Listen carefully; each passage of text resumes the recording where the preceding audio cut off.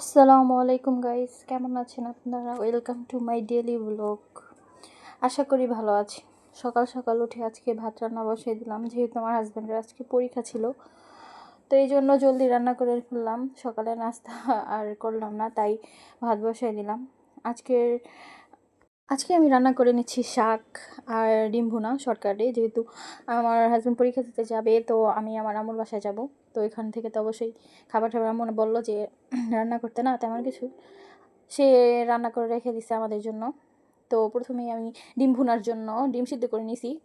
তো তেলের মধ্যে ছাড়ার আগে আমি একটু হলুদ দিয়ে নিছি আর লবণ দিয়ে ডিমটা মাইখা নিছি। আর হলুদ দেওয়ার কারণ হইতেছে যখন ডিমটা ভাজবো তখন অনেক সুন্দর কালার আসে, সুন্দরভাবে হালকা ভাজা করে নিব। বেশি ভাজলে আবার ডিমটার সাথে আমার স্বাদ লাগে না। তো আমি পেঁয়াজ দিয়ে ভুনা করব, তো ওই তেলের মধ্যে আমি পেঁয়াজ ছেড়ে দিলাম।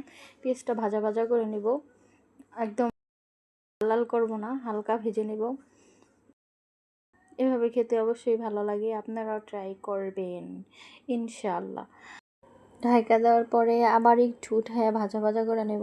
তো হয়ে গেছে, পেঁয়াজটা ভাজা ভাজা হয়ে গেছে। এখানে আমি পানি দিয়ে দিব, বেশি ভাজা ভাজা করব না, তাহলে একটা বেরেস্তা ভাব আসে। তো আমি এখানে পানি দেওয়ার পরে মশলাটা দিয়ে দেবো একে একে। আর পানি দেওয়ার কারণ হইতেছে তাহলে মশলাটা কষানো সুন্দর হয়, নাহলে ওই তেলটার মধ্যে মরিচ হলুদ পুড়ে যাওয়ার সম্ভাবনা থাকে। এ কারণে পানি দেওয়ার পরে সুন্দরভাবে আমি কষাই নিলাম। কষানোর পরে আবার টমেটো দিয়ে দিলাম, টমেটোটা আগে দিলে গলে যাবে। তো রান্না করে নিলাম। তো এখানে আমি শাক রান্না করতেছি, ক্ষুদিরা শাক। জানি না কে কে চিনেন, চিনে থাকবেন অবশ্যই, কিন্তু আমাদের মুন্সিগঞ্জ ভাষায় এটা ক্ষুদিরা শাক বলে। এটা কি নামে চিনে থাকেন আমাকে জানাবেন, কোন কোন অঞ্চলে কি নামে ডাইকা থাকে। তো এই ক্ষুদিরা শাক ভালোভাবে আমি সিদ্ধ করে নিছি, ভালোভাবে লবণ পেঁয়াজ দিয়ে মজায় নিছি। তো ভালোভাবে সিদ্ধ হওয়ার পরে সুন্দরভাবে শাকটা আমি সিদ্ধ করে নিতেছি। তো এই শাকটা লেবুর পাতা দিয়ে খেলে আরও বেশি মজা লাগে, কাঁচামরিচ সুন্দরভাবে ম্যাশ করে নিলে আরও বেশি ভালো লাগে।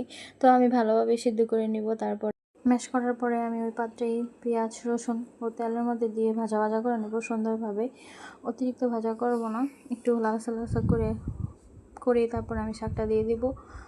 তো লাল মতো ভাজা হয়ে গেলে আমি শাকটা দিয়ে দিব। তারপর সুন্দর মতো ভাজা ভাজা করে নেব শাকটা, ভালোভাবে মেখে।